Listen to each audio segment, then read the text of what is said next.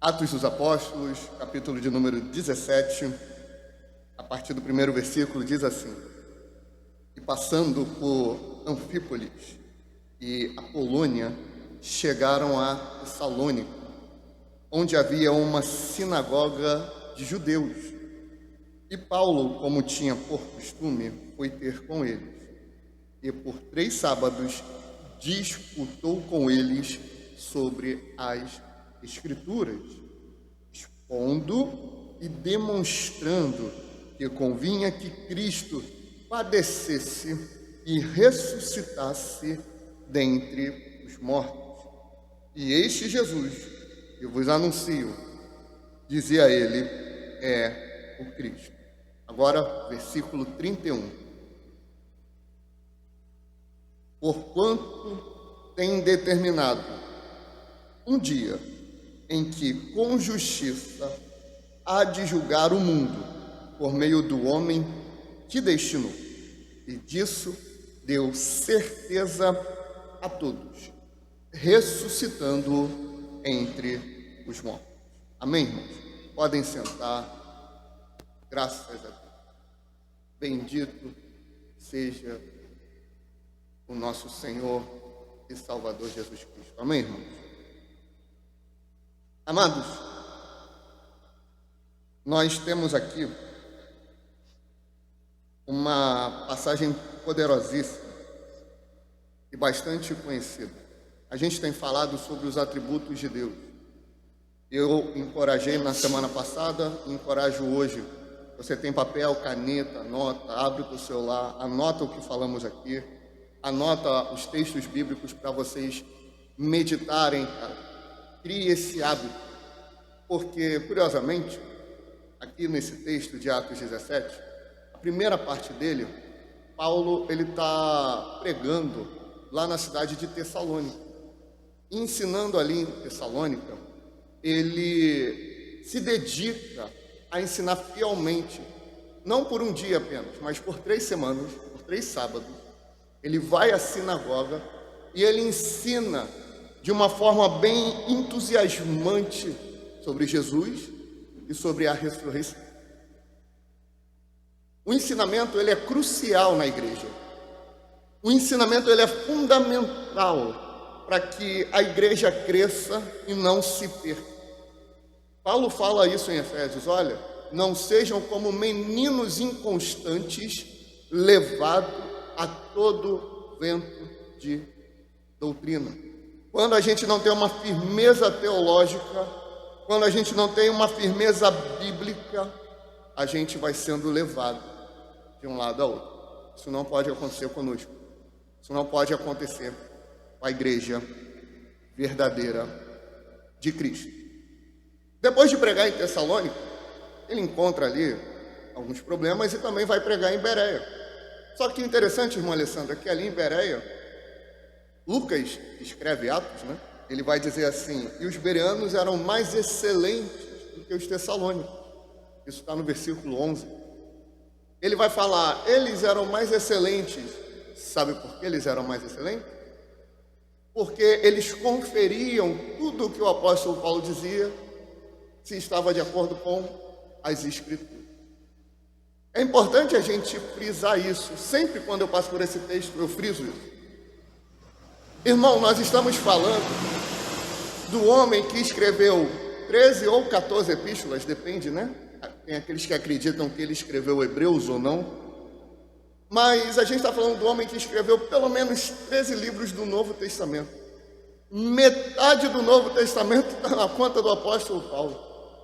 A gente está falando de um homem que falava muitas línguas, inteligentíssimo.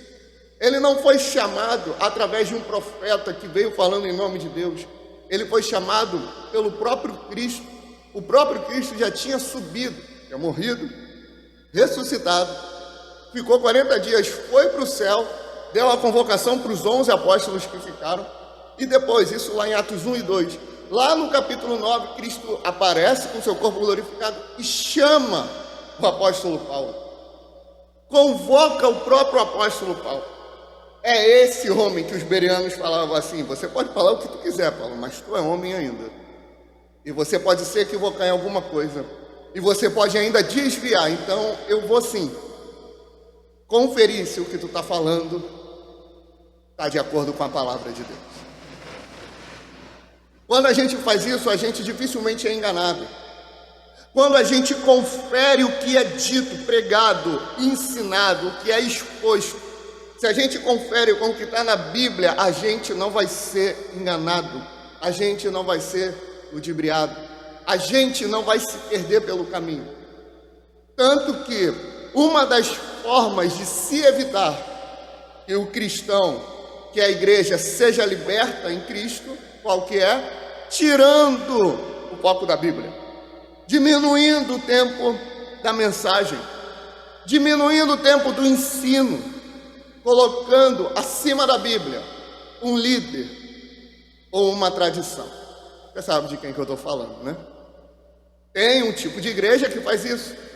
O catolicismo romano, ele vive dessa forma. Primeiro é o Papa, depois a tradição, depois a Bíblia. E não pode ser dessa forma. Então Paulo, ele expõe o Evangelho e eles conferiam. E ele expunha não coisas, como eu posso dizer, complexas demais, polêmico. Não, ele expunha aquilo que era necessário para aquele contexto. No início ele está falando com, digamos assim, alguns inteligentes judeus, eram da sinagoga. Depois ele prega para o povo em Bereia. Depois ele vai pregar a intelectuais na Grécia, mais especificamente em Atenas. Irmão, ali a gente não está falando mais de judeus, onde você pega o Antigo Testamento e você mostra que tudo que Jesus precisava cumprir para ser o Messias, você usa ali. E você não está pregando para pessoas simples, explicando a necessidade da salvação. Está pregando para pessoas que têm uma complexidade de pensamento. Você está pregando a filósofos, epicureus e estoicos, conforme está no texto de Atos 17, a partir do 12, 13. Ele está pregando para gente que usa o racionalismo. Ele está pregando para gente que entende que a matéria é má, que a carne é má, que você não pode desfrutar de felicidade aqui nessa vida, e muito menos Deus habitaria aqui na terra. Deus não se faria carne, de acordo com os gregos, com os atenienses. Deus, ele não assumiria uma forma humana, porque essa matéria, ela é corrupta. A matéria é má. Era assim que os gregos, especificamente os atenienses, eles acreditavam. Paulo então começa a expor, usando uma conexão de acordo com aquilo que eles tinham na própria cidade. Existia ali a praça onde eles estavam debatendo, e a praça não é igual aqui a Praça da Pavuna, não é igual a praça é lá no Santo Cristo, não é aquela, como é que é lá no centro da cidade, ali na Central, que tem a escutia, esse é o nome, Campo de Santana, não é isso não, né, que você vai ali para passar um tempo, Quinta da Boa Vista, não é esse tipo de praça. Era uma espécie de tribunal, era um lugar onde eles iam debater ideias e julgá-las, e também julgavam pessoas.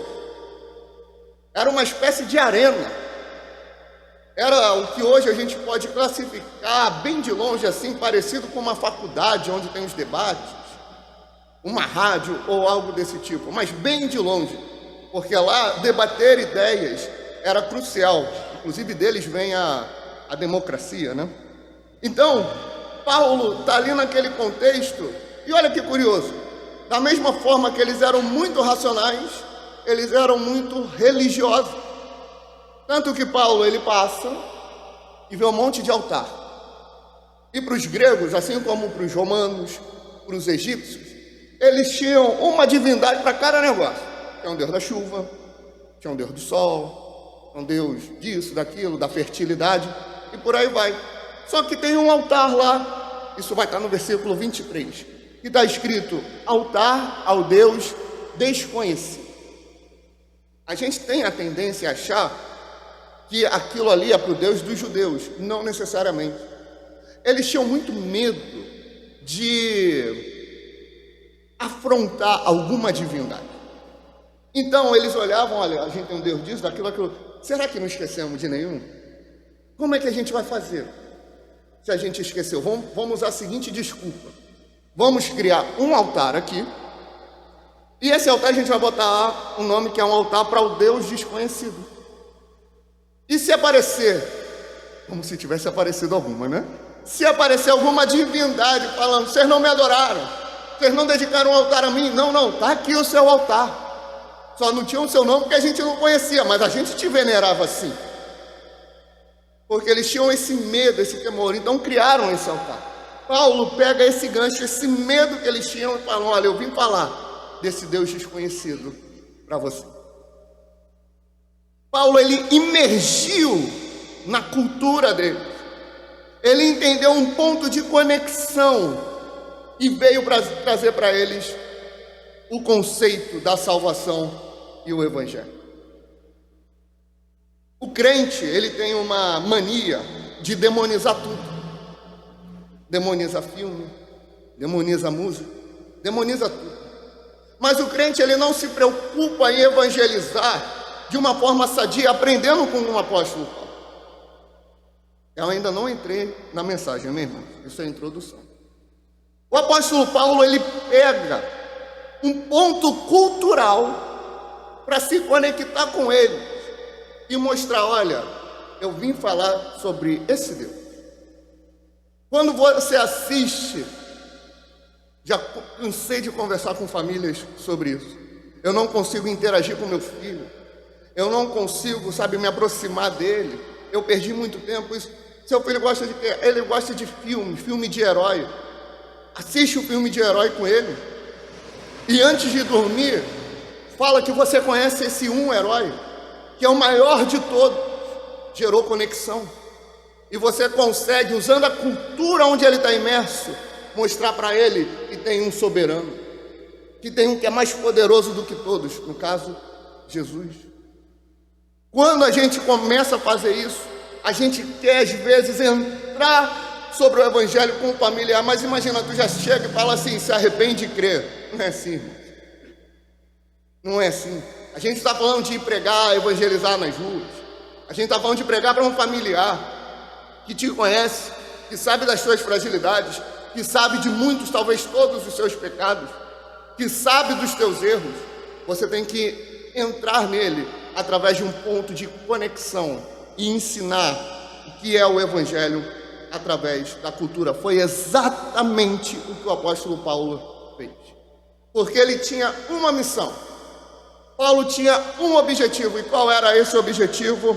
Pregar Cristo e a ressurreição. Na ressurreição de Cristo, nós vemos que a morte não teve vez. Nós vemos que a morte, ela não conseguiu deter Jesus. Ali a gente vê o Deus Trino, a própria Trindade agindo. Jesus, ele morre, o Espírito está sendo soprado, quando ele ressuscita, ele sopra, e Deus, ele despeja a sua ira. Por que Jesus morreu? Por que foi necessário que ele entregasse a sua vida? É muito simples. Deus, ele olha para o seu povo, que ele elegeu, que ele separou, que ele predestinou, e fala, esse povo não consegue se salvar. Esse povo não consegue encontrar a salvação através dos seus próprios braços. Como é que a gente faz? Alguém tem que morrer por eles. Mas por quê? Aqueles que vão dizer, Jesus morreu porque tínhamos que pagar um preço ao diabo. Nós não devemos nada ao diabo. Deus não deve nada ao diabo. Ele já está derrotado. Ele já está perdido. O diabo não tem nenhuma autoridade, a não ser aquilo que Deus dá para ele, bem limitado. Viste tu o meu servo Jó?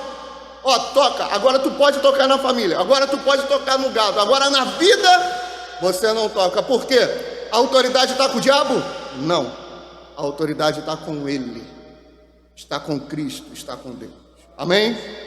A autoridade está em Deus, não em Satanás. Quando Jesus morre é para saciar uma ira, mas não é a ira do diabo. É para saciar a ira de Deus. Por quê? Quando o povo peca, quando Adão pecou, Eva pecou, e todos vieram pecando, juntou-se, acumulou-se uma bola tremenda de pecado, que alguém tinha que pagar por aquilo. Só que no Antigo Testamento iam pagando de mês em mês, de ano em ano, com os sacrifícios, até que vem no Novo Testamento o próprio Deus, ele encarna. Isso para os gregos era uma loucura. Ele encarna aqui na terra, ele vive na matéria que é corruptível, sem corrupção. Ele vive na matéria que é mortal, uma vida santa. Ele vive sujeito a pecar, mas ele não peca. Ele vive aqui nessa terra com desejos que ele tinha que controlar, e controlou. Ele foi santo até o fim da sua vida, sem nenhum pecado. A humanidade, ou melhor, a humanidade não, a igreja precisava de um sacrifício absoluto, um sacrifício inquebrável, que saciasse a ira de Deus. Quem matou Jesus não foram os romanos, você sabia disso? Quem matou Jesus não foram os judeus. Não, mas olha só, quem entregou foi Judas, era judeu. Quem entregou foram as pessoas que estavam ali, judeus.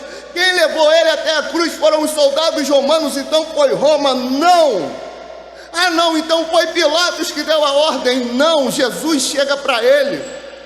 E Pilatos fala: tu não tem nada para falar? Tu não sabe que eu tenho poder para te mandar soltar? Jesus fala: nenhum poder te seria dado se do alto não fosse concedido. A autoridade não estava com os judeus, não estava com os romanos, não estava com Pilatos, estava com Deus. E Deus deu a ele essa autoridade momentânea para tocar na vida do Filho de Deus. Então, quem matou Jesus foi o próprio Deus. Foi necessário que ele morresse para expiar os nossos pecados. Só que não foi apenas esse o motivo necessário. Houve um segundo motivo. O segundo motivo é o medo que todo mundo tem. Você tem medo que isso aconteça com seu filho, com a sua filha, com a sua esposa, com seu esposo, com sua mãe, com seu pai, com alguém que você ama, inclusive com você. Qual é o medo universal que todos temos? A morte. Todos temos o medo de morrer. O que vamos deixar para a nossa família? O que vamos deixar para nossos filhos? O que vamos deixar de legado? Quem será que vai estar no meu enterro? O que vão falar de mim quando eu morrer? Como eu vou ser conhecido? Tudo isso. Nós temos esse pavor. Nós temos esse medo que nos assola desde o início. Tanto que Adão e Eva são criados para viver de forma eterna. Eles são criados no jardim que estava no Éden. Isso está lá em Gênesis 2 e Gênesis 3. Aí o Senhor vira para Adão e fala: Adão, meu filho, tá vendo aquela árvore ali? É uma espada. A espada veio depois, né? Aquela árvore ali, bonita, grande. Estou vendo, Senhor. Daquela árvore, isso, é só na pavuna mesmo, né? Daquela árvore ali, Adão, tu não vai comer. Por quê? O que o Senhor fala para ele? Se comer, certamente morrerás. O Senhor já usou o próprio medo de alguém que era eterno de morrer. Embora isso não tenha impedido, que ele foi enganado pela serpente. Mas ele usa isso. É um medo que vem desde Adão. morrer, o encerramento da vida. Acabou aquilo. Acabou.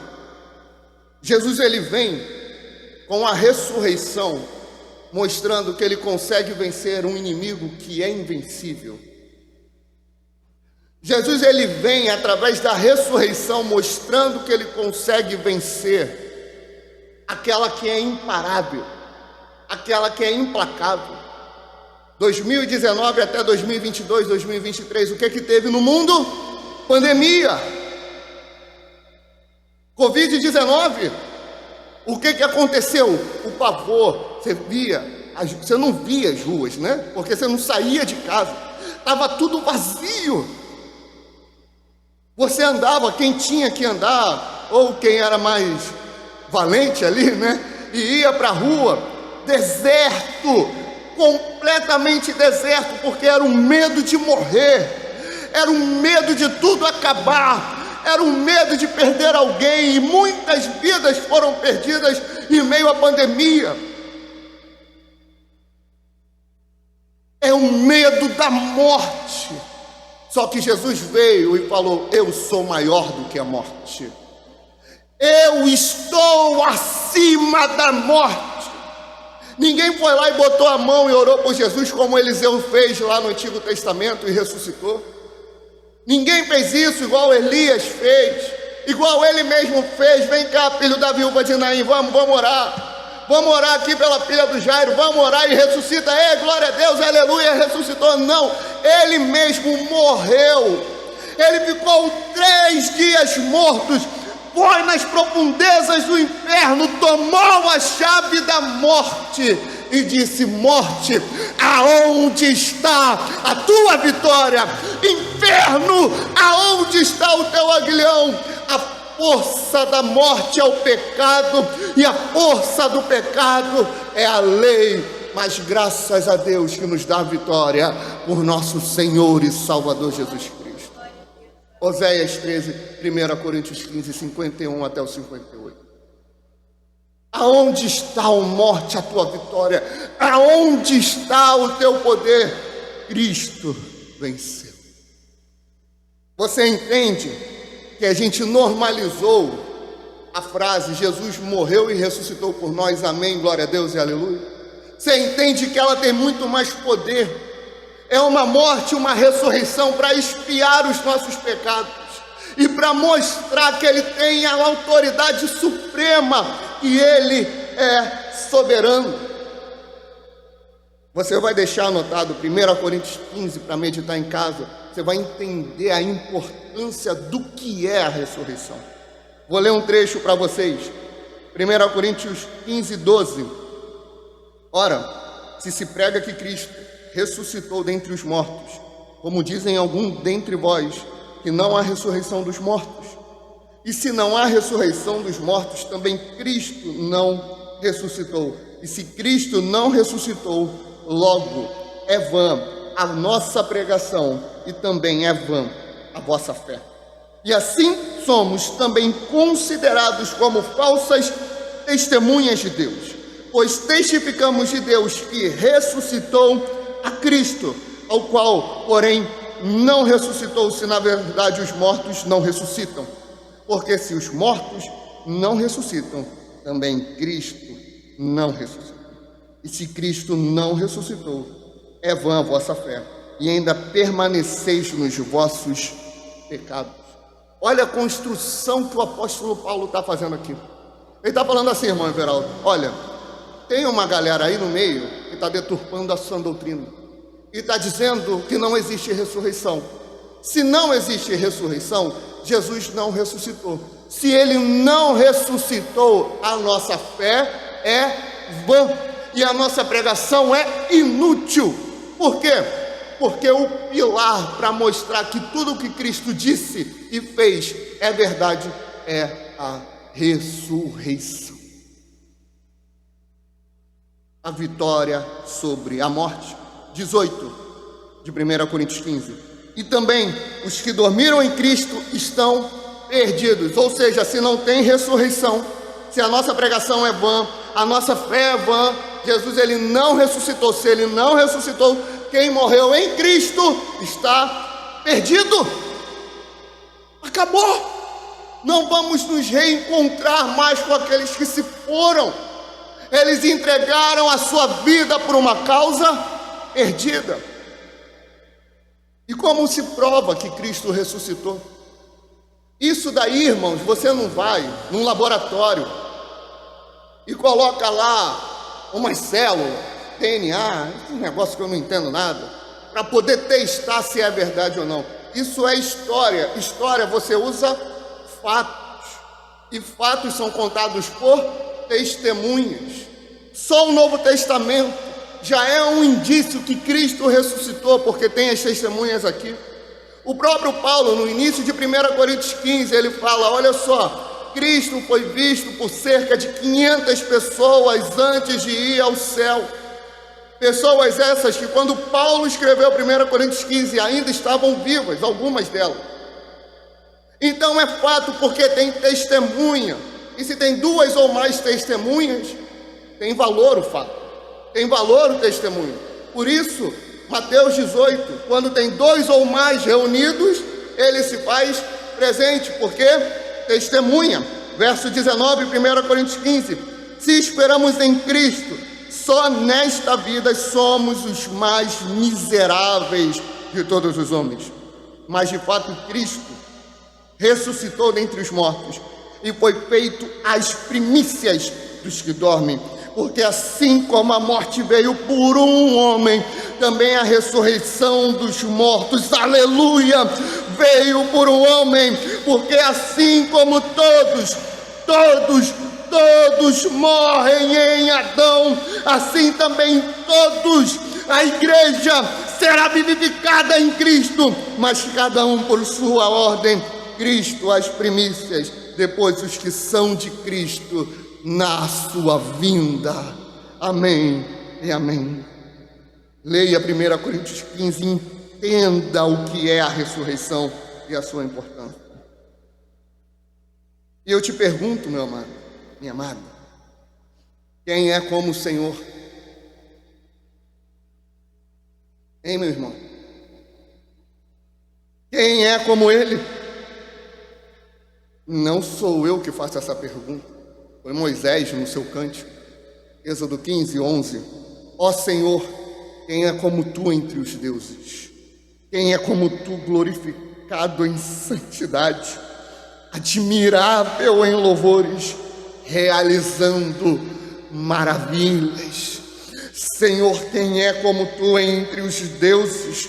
Quem é como Tu glorificado em santidade, admirável em louvores, realizando maravilhas, realizando milagres, vindo na terra, se fazendo carne? Quem é como Tu, meu Senhor? Quem é? Onde está o Senhor? Aonde Ele está? Irmãos, existem muitas religiões.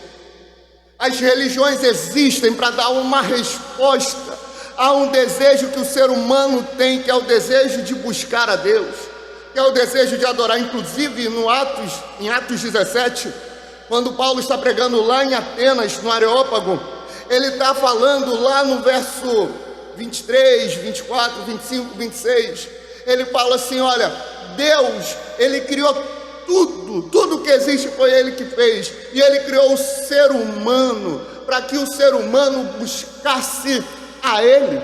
Então existem muitas religiões. Você vai no cristianismo, dentro do cristianismo você tem o catolicismo romano, que foi criado, foi institucionalizado por Constantino, que aí vieram os papas eles são considerados a representação máxima de Cristo aqui na terra. Eu pergunto a vocês, os papas estão vivos? Estão? O que aconteceu com eles? Morreram. O que aí está quase morrendo. Alguns foram envenenados, outros assassinados, outros tiveram até briga para saber quem ia ficar no papado, mas são considerados por eles representantes de Cristo. são divindades. Agora vai no túmulo de cada um deles, eles estão lá, os seus ossos podres estão lá. Você vai no islamismo, eles veneram Alá, eles não consideram o Novo nem o Antigo Testamento como uma palavra de Deus, eles respeitam, mas não consideram. Quem foi o seu fundador? Maomé. Maomé diz ter recebido uma revelação e criou o islamismo. Como é que Maomé morreu? Maomé morreu enfermo. Ele voltou à vida? Não, os seus restos estão lá. Você vai nos Testemunhas de Jeová. Quem criou os Testemunhas de Jeová? Charles Taze Russell. Charles Taze Russell criou os Testemunhas de Jeová. Mas você vai lá no túmulo dele, ele está lá? Ele está. Os restos mortais estão lá. Você vai no túmulo do criador dos Mormons, Joseph Smith, os restos mortais dele estão lá. Você vai no túmulo de Siddhartha Gautama, quem é esse? Buda, o fundador do budismo, os restos mortais dele estão lá. Você vai no túmulo de Allan Kardec, quem é esse? O criador do espiritismo, os restos mortais dele estão lá. Você vai no criador, no túmulo do criador de qualquer religião, de qualquer segmento, ele pode falar o que for, os restos mortais dele estão lá. Agora eu te desafio, e desafio qualquer um a ir lá na Judeia e procurar pelo túmulo de Cristo, e vai ver que não tem resto nenhum, mas tem uma placa: ele não está mais aqui, ele ressuscitou, ele ressuscitou, ele ressuscitou, ele venceu a morte. Por isso o cristianismo é a única religião, é o único povo separado por Deus. A igreja é o único povo eleito, chamado, precioso, aonde Deus habita aqui nessa terra. 1 Coríntios 15, verso 3: porque primeiramente vos entreguei o que também recebi, que Cristo morreu por nossos pecados segundo as Escrituras, e que foi sepultado, e que ressuscitou ao terceiro dia segundo as Escrituras, e que foi visto por Cefas, que é Pedro, e depois pelos 12, depois foi visto uma vez mais por mais de 500 irmãos, dos quais vive ainda a maior parte, mas alguns já dormem também. Depois foi visto por Tiago, depois por todos os apóstolos, por derradeiro, ou seja, por último de todos, me apareceu também a mim, como um nascido fora do tempo.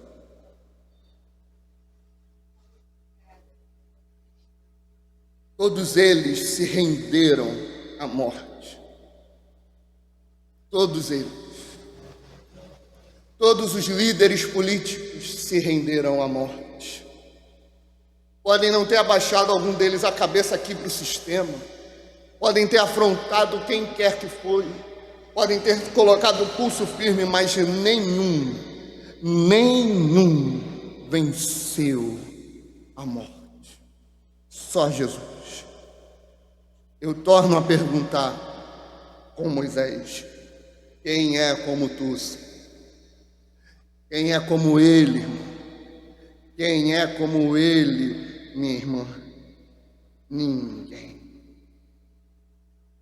Ninguém é como ele. O cristianismo é singular. Por isso não existe ecumenismo na igreja, ou não deveria existir. Ecumenismo é a aceitação de outras religiões. O evangelho é puro. O evangelho é um só. A palavra de Deus é uma só. Não é como os mormons, que eles têm um livro que eles chamam de o outro evangelho de Jesus Cristo, onde Gálatas vai afirmar, Paulo escrevendo aos Gálatas: se eu vos pregar um outro evangelho, ou até mesmo um anjo do céu pregar um outro evangelho, seja esse anátema. Anátema. Anátema. O nosso Deus é único, porque Ele é soberano e Ele não divide a sua glória com ninguém. Frederick Faber vai falar: um Deus, uma majestade, não há outro Deus além de ti, ilimitada unidade, oceano insondável. Toda a vida provém de ti, e tua vida é tua abençoada unidade. Tozer, no livro Conhecimento do Santo, vai falar: se isso soa estranho a ouvidos modernos, é somente porque no último meio século temos considerado Deus como algo corriqueiro. A glória divina não foi revelada a esta geração de homens.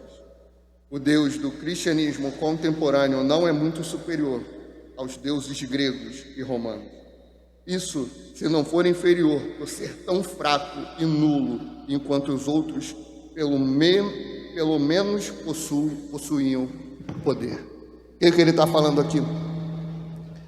Essa geração diminuiu a sua percepção de quem é Deus, de quem é Jesus. O Jesus que essa geração prega é fraco. O Jesus que essa geração prega é inútil. O Jesus que essa geração prega é só um político, um revolucionário qualquer.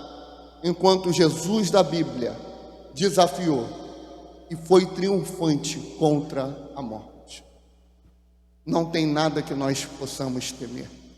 Por isso, Deus, o único que é verdadeiro, o único que é digno, é o Deus que a Bíblia revela. Porque Ele deixou toda a sua glória, se fez carne, habitou entre nós, viveu por 33 anos, entregou a sua vida, morreu, ao terceiro dia, ressuscitou, vencendo o maior de todos os inimigos, que é a morte. Não temos nada a temer. Como igreja, temos que avançar, avançar e avançar. Imprima isso no teu dia a dia. Jesus ressuscitou. Entenda que isso significa redenção e garantia de que o que Ele falou e o que Ele fez é verdade, porque Ele é imparável. Amém?